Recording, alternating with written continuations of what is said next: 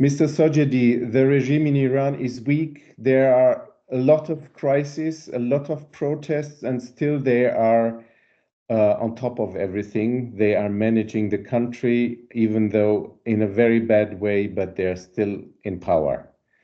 Why do you think the US administration supported the rise of Khomeini, and why didn't they support the monarchy, the Shah Reza Pahlavi, enough? Well, we can find some answers to this question by studying and analyzing the behavior of the Biden's administration during past recent years towards the Iranian regime. Now everybody knows that the Iranian regime was involved in each terrorist action. Anyhow, the regime, I mean, that was under the generous approach of the Biden's administration, Democrats. So we have to maybe go back to then to those days, and we have to have a look about into the containment policy. Maybe have you ever heard about that? That the United States then tried to make and build barriers against the influence of the Soviet Union towards the South. You know that geopolitically, the Soviet Union is the biggest piece of land in the world, but no access to the free seas. And the United States and Britain, they try to prevent accessing the Soviet Union to the free seas, to protecting the ship lines and shipping transport, sea transport around the world. But during the 60s, this policy was very important because of the raising the importance of the Persian Gulf. Then I mean that during the 60s and 70s, the biggest source of energy was located in the Persian Gulf and the countries around the Persian Gulf and Middle East, and that's why it's what for United States it's very important to guarantee the safety of the the sea transport from and to Persian Gulf to the other parts of the world. That's why I think that then they try to make a substitution in the regime, and they changed the regime because then by mistake, of course, thought that the religious forces can better stand against the Soviet Union.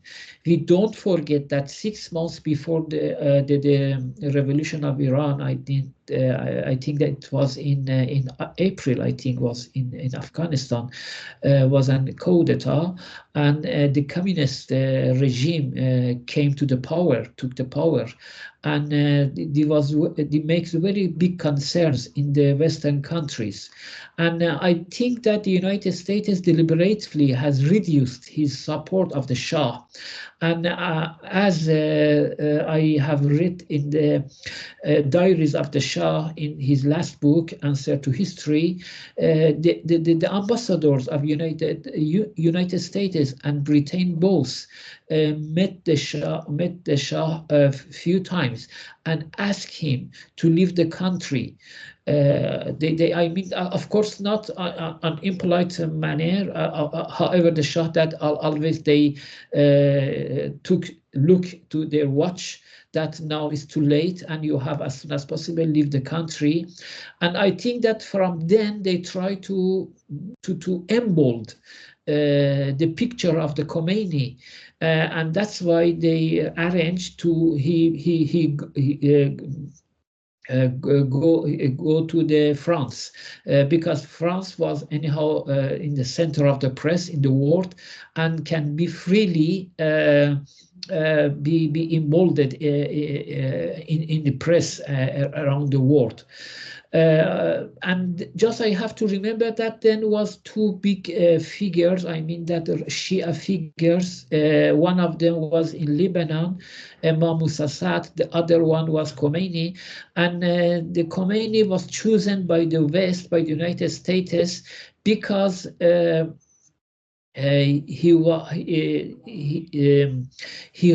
had actually the records of fighting with the regime, with the Shah. Then he stood against the Shah and he organized an uprising against the Shah in 1963. And for this action, he was exiled to the outside the outside the country.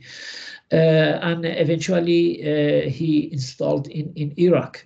But Imam Assad was also a great leader of the Shia and south of Lebanon. And just in the printers, I have to explain that the politics in south of Lebanon is involved and engaged with the politics of Iran, because Iran is a Shia country, but Iran became Shia by the religious leaders. I mean that the religious people, the clergies of South Lebanon 500 years ago, when the Safavid Sufi dynasty imported some religious clergies in Iran to make and arrange an Shia identity against the Sunni identity of the Ottoman Empire. And this is the point that was neglected, I think, by the United States analysts, because the Shia religion could never and would not never stand against the Soviet Union and the Russia, as now we see now. Later, at the same time,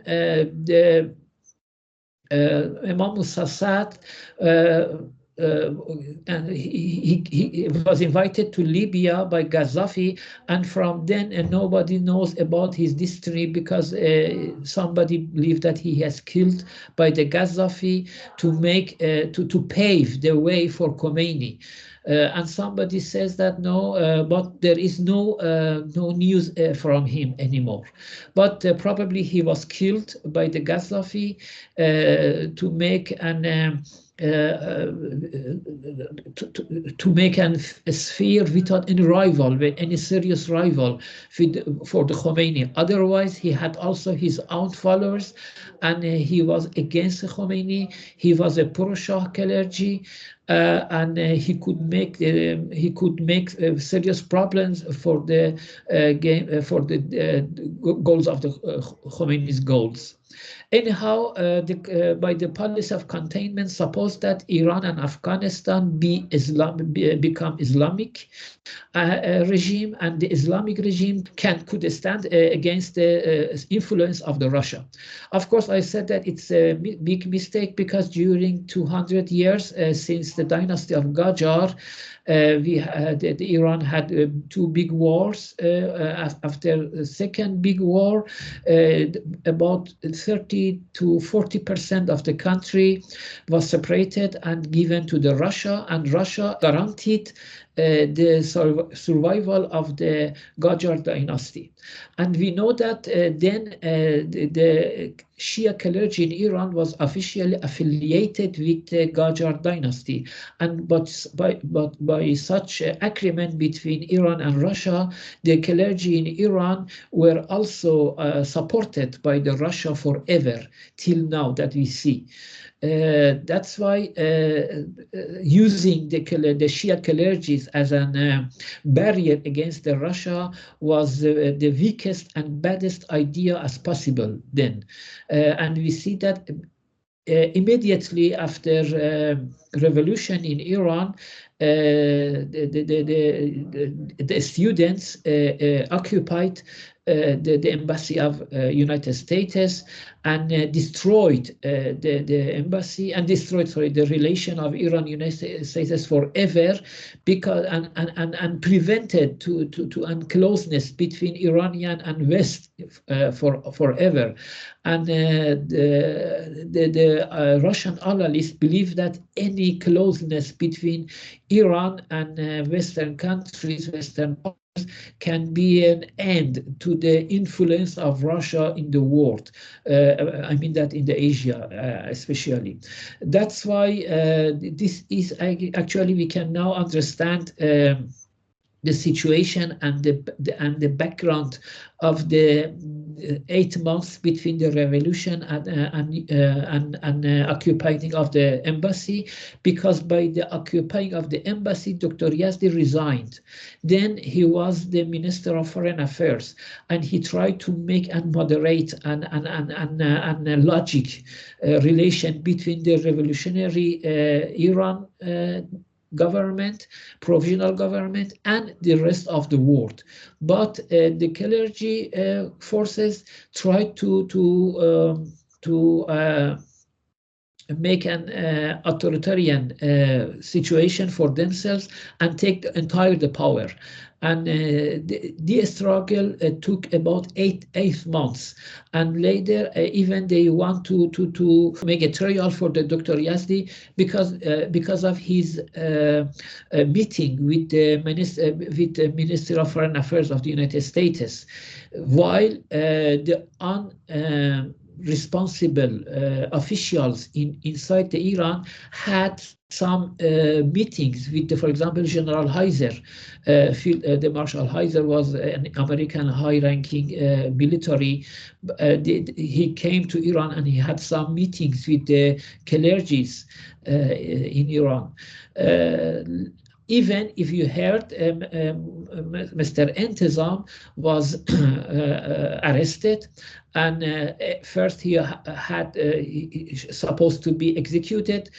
Fortunately, his conviction of the death was decreased with 1 degree, and he received a long life prison, and he was in the prison till his end of life, just because of his co-working with Dr. Yazdi. And Dr. Yazdi also was few times arrested, and last time he was arrested after the Green Movement in Iran.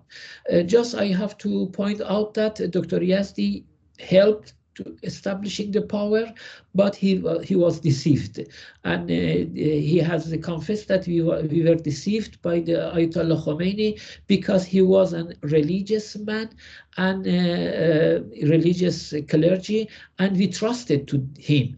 Not just Dr. Yazdi, all the country, most of the country trusted to him and gave the power to the Ayatollah Khomeini, because they thought that then they are giving the power to a trustable man. But of course, they were deceived, as the very intellectuals and politicians as well. Anyhow, the containment policy of the United States didn't work then, and you know that the Iran was in the hand of the Russia forever. For example, the exporting, the Iran has this, then Iran had the second or first gas reserve in the world, and Iran had very good energy contract with the Europe, and the Iranian gas was exported to the Europe. But with coming to the mullahs to the power, the gas exporting of Iran was stopped and was substituted by the gas, the Russian gas. Iran lost the markets to the Russia, and you know that also in Afghanistan, the Islamic regime now, the Islamic groups now are against the benefits of the interest of the West. And how this policy was in total failed and could not protect the interest of the West. Thank you for the clearness on this story of deception, another story of deception in geopolitics. Thank you so much. You're welcome.